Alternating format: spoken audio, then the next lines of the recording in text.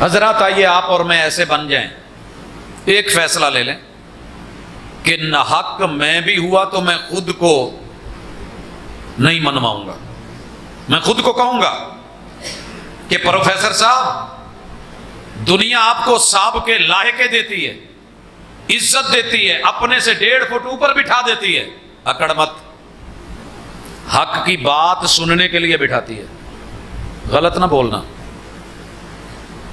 یہ نہ ہو کہ لوگوں کے اندر مشہوری ہو گئی ہے، تو سمجھے کہ تو جو بولے گا وہ سن لیں گے، نہیں، حساب ہونا ہے۔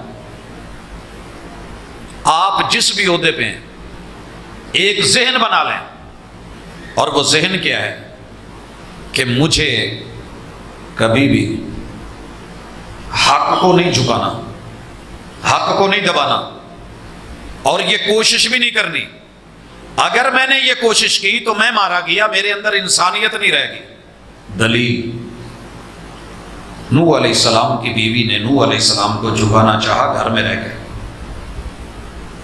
بیٹے کی برین واشنگ کر کے، ذہن سازی کر کے یہ لفظ بولے، ابو کی کشتی میں مت بیٹھنا، یہ ترکان تھوڑی ہے، جتنا پانی ہے طوفان ہے، پتہ نہیں 2 موجیں 2 تھپیڑے سہ پائے گی کہ نہیں، پہاڑ پہ چڑھ جانا،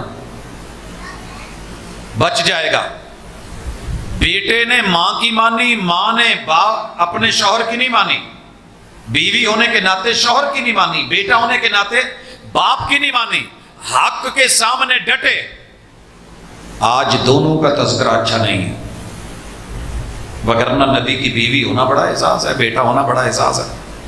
تھوڑا آگے آئیے، لوط علیہ السلام کی بیوی کا بھی یہی اشر ہوا، اور آگے بڑھیے، ابراہیم علیہ السلام کی توحید والی دعوت کو نمرود نے پوری طاقت اور قوت سے دبانا چاہا، انسان تھا، مگر آج دنیا میں بدترین مثال ہے تو نمرود کی۔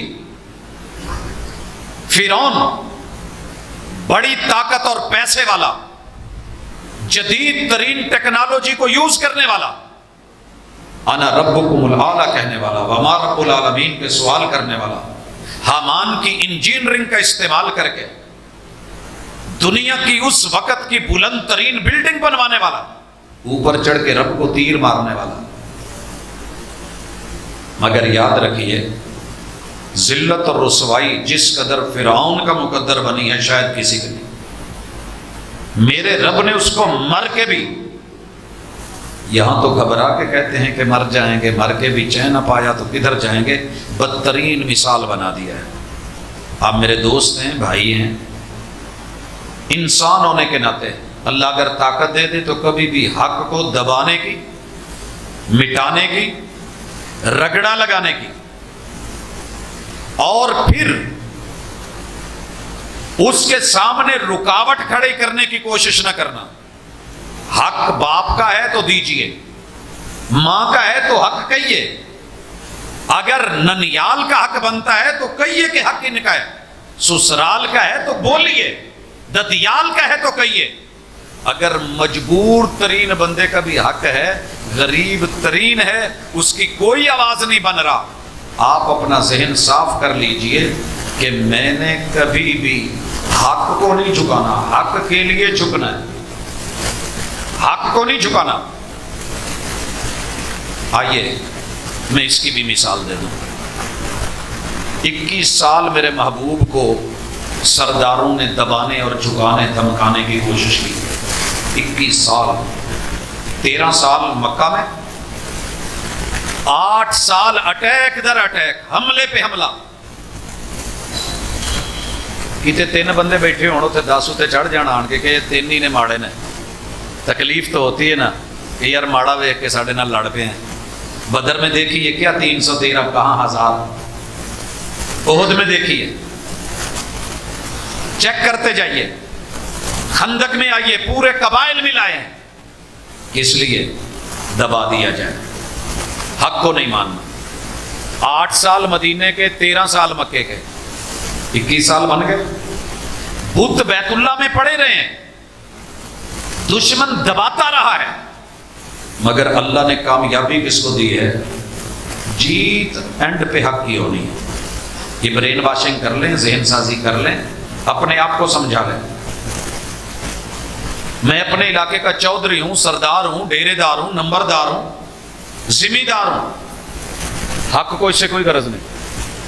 حق تو یہ دیکھتا ہے کہ بے شک حبشے سے آیا ہو یا ایران سے آیا ہو، فارس سے آیا ہو یا روم سے آیا ہو، غریب ہو، مسکین ہو، بلکہ بچہ ہوتے ہوئے اٹھا کے اسمگلنگ کر کے منڈی میں بیچ دیا گیا ہو اور اسے اپنے باپ کا نام بھی نہ آتا ہو، شکل بھی یاد نہ ہو، اسلام پھر بھی کہتا ہے جیت تیری ہے۔ جب مکہ فتح ہوتا ہے تو بیت اللہ پہ چڑھ کے اذان تیری ہے، اللہ اکبر کی صدا تیرا رائٹ ہے۔ یہ عادت بنا لیں، آپ کبھی ہاریں گے نہیں۔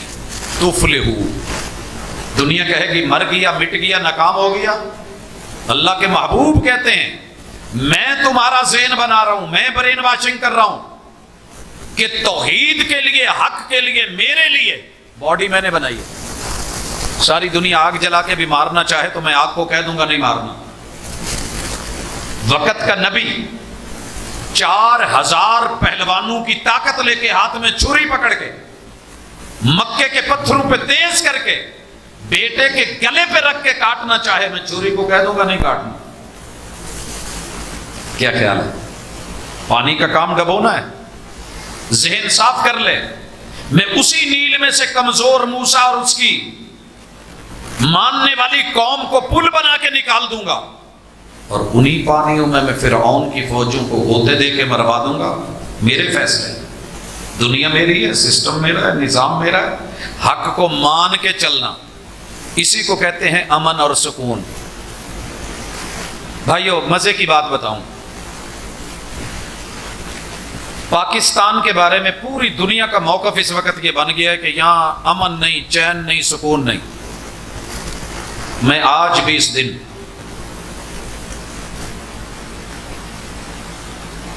دو عشرے سے اوپر بیت گئے یہاں آ کے کام کرتے ہوئے، مجھے ایک دن بھی نہیں لگا کہ یہاں کوئی پریشانی ہے۔ کیوں؟ میں اگر ٹھیک ہوں تو دنیا کیا کر لے گی؟ آخری حربہ ہے موت، موت اللہ کے ہاتھ میں ہے۔